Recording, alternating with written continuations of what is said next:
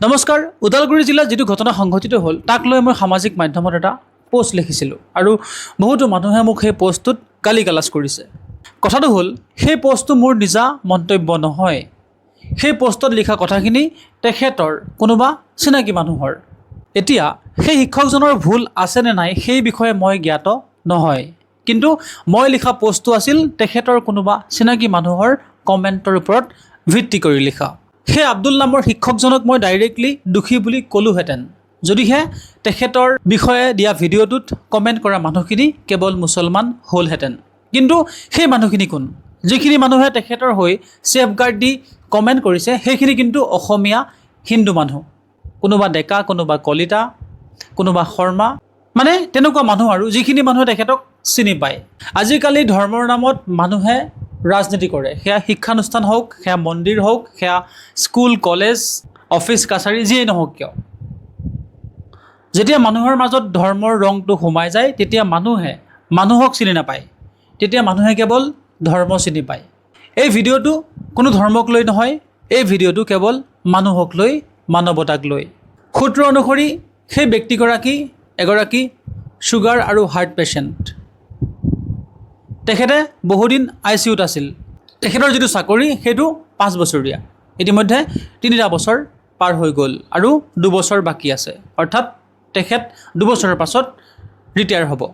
তেখেত যিহেতু বেমাৰী মানুহ সেইকাৰণে তেখেতে নিজৰ ঘৰৰ ওচৰৰ এখন স্কুলত ট্ৰান্সফাৰ বিচাৰিছিল আৰু সেই বিচাৰোঁতে যিগৰাকী স্কুলৰ হেডমাষ্টাৰ তেখেতৰ লগত তেখেতৰ কিছু কথাৰ মনোমালিন্য ঘটে বুলি একাংশ মানুহে মন্তব্য কৰিছে। এতিয়া নক'ব যে কথাখিনি মই কৈছোঁ মোৰ মনে সজা কাহিনী, সেইখিনি কোনোবা মানুহে কোৱা কাহিনী। যদি আপোনালোকে ভিডিঅ'বোৰ ভালদৰে চায় সেই ভিডিঅ'ৰ কমেণ্টবোৰত কিছুমান কমেণ্ট পঢ়িবলৈ পাব, যিখিনি কমেণ্ট কিছুমান তেখেতৰ চিনাকি প্ৰতিবেশী মানুহে কৰিছে। এগৰাকী মুছলমান ব্যক্তিক যেতিয়া একাংশ মুছলমান মানুহে কমেণ্ট কৰি তেখেতক ছেফগাৰ্ড দিব তেতিয়া আপুনি ক'ব যে সিহঁতৰ ধৰ্মৰ কথা, সিহঁতৰ ধৰ্মৰ মানুহ, সেইকাৰণে বচাবলৈ চেষ্টা কৰিছে।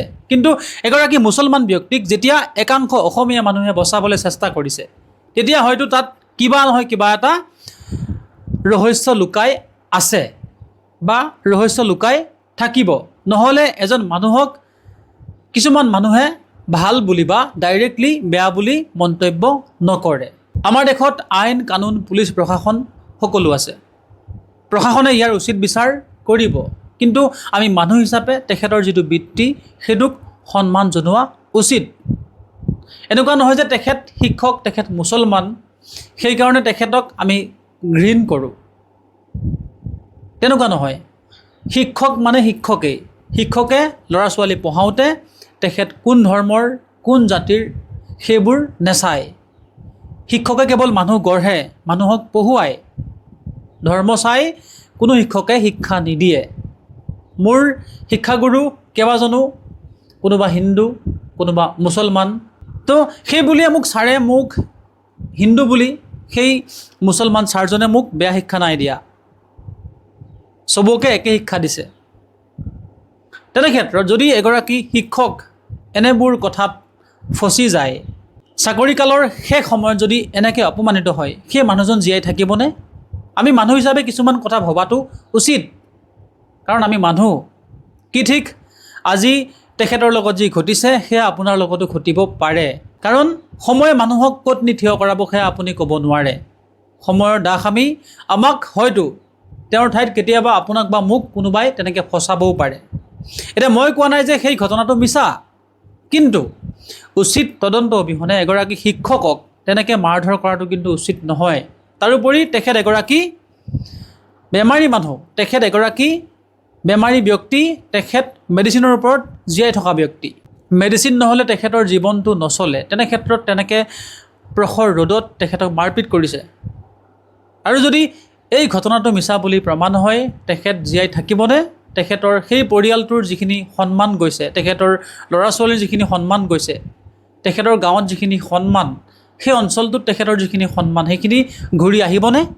উপযুক্ত তদন্ত অবিহনে এগৰাকী ব্যক্তিক তেনেকৈ মাৰধৰ কৰাৰ মই পক্ষপাতি নহয়। আমি মানুহ হিচাপে কথাবোৰ ভাবিব লাগে। আমাৰ জানিবলৈ বুজিবলৈ এটা বিবেক আছে, আৰু আমি কিছুমান কাম বিবেকৰ পৰা আঁতৰি গৈ কৰোঁ। আচলতে তেনেবোৰ ভুল কথা সেইবোৰ কৰিব নেপায়। শেষত পুনৰ কৈছোঁ, এই ভিডিঅ'টো মই সেই শিক্ষকজনক বচাবলৈ নাই বনোৱা। তেখেতক মই চিনি নাপাওঁ, তেখেত মোৰ জাতৰ নহয়, তেখেত মোৰ ধৰ্মৰ নহয়, তেখেত মোৰ অঞ্চলৰ মানুহ নহয়, কিন্তু তেখেত এগৰাকী শিক্ষক, তাৰপিছত তেখেত এগৰাকী মানুহ। সেয়েহে মই কিছুমান কমেণ্টৰ আধাৰত সেই পষ্টটো লিখিছিলোঁ, কিন্তু এচাম মানুহে মোক দালাল বা কিবা কিবি শব্দ লিখি গালি দিছে। আৰু কিন্তু বেছিভাগ মানুহ কিন্তু গেৰুৱা বাহিনী, গেৰুৱা ৰঙৰ মানুহ। সেইটো কিন্তু বেয়া কথা। এনেবোৰ চেঞ্চিটিভ বিষয়ত ৰং, ধৰ্ম, জাতি এইবোৰ আনিব নালাগে। যদিহে আপুনি ভিডিঅ'টো ভালদৰে চাইছে, দেখিব যে সেই ছোৱালীজনীৰ মাকেহে কেৱল কেমেৰাৰ আগত মন্তব্য দিছে, সেই শিক্ষকজনক কোনো ধৰণৰ কথা ক'বলৈ নাই দিয়া।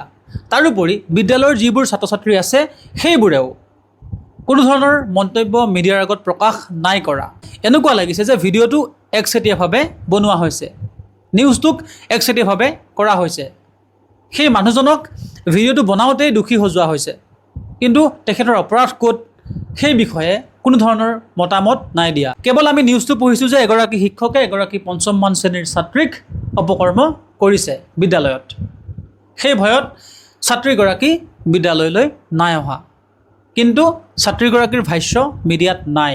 যিয়েই নহওক, আমাৰ প্ৰশাসন আছে, প্ৰশাসনে উচিত বিচাৰ কৰিব।